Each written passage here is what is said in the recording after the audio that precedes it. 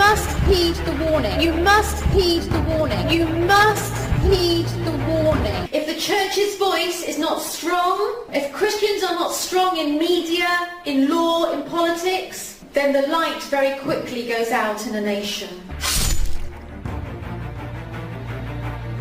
I come from a land that brought this nation the gospel.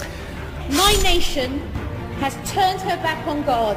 실제로 제가 살고 있는 벨파스트의 큰 교회 목사님이 이슬람교는 이교도며 마귀에 속한 것이라고 설교를 했는데 이것이 이슬람교인들에게 혐오를 줬다고 해서 경찰에서 이 목사님을 소환, 조사하는 일이 일어났었습니다. Yes, well, it may seem very surprising, but England has moved very rapidly away from her Christian roots in the parliamentary systems and the judicial systems. And so what we have seen, and particularly with the legalisation or the recognition of homosexual partnerships all around the issue saying that these are rights, what we've seen is that Christians, just for living out their faith and speaking out their faith, find themselves in trouble.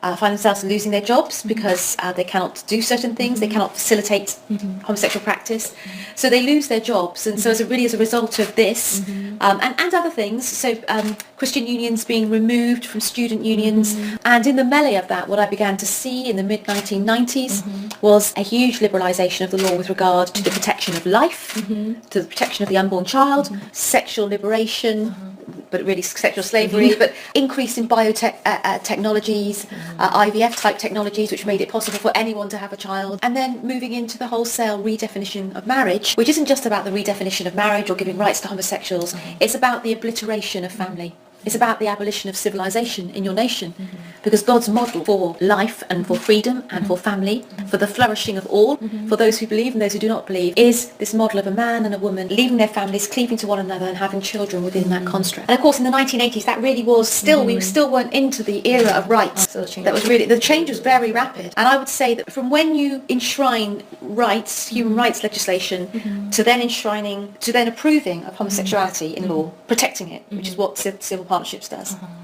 You now say this is an approved act, and it's about the act.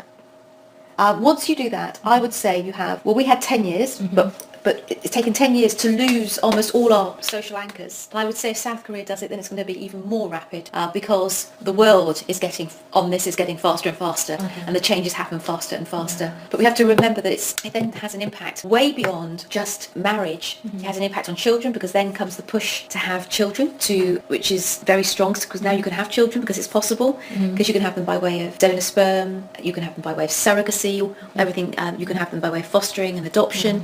So suddenly everything becomes possible. Every family, there's a possibility for every kind of family. And so this is also the wholesale redefinition of what life is, and it commoditizes children. You kind of hire a womb, you select a sperm donor. This is kind of going, and and then you deliberately deprive a child of a mother or a father. So all of this happens once you legislate in this direction. Yes, I think it's more than just the Equality Act. I mean, I think there are a lot. I think its key points will be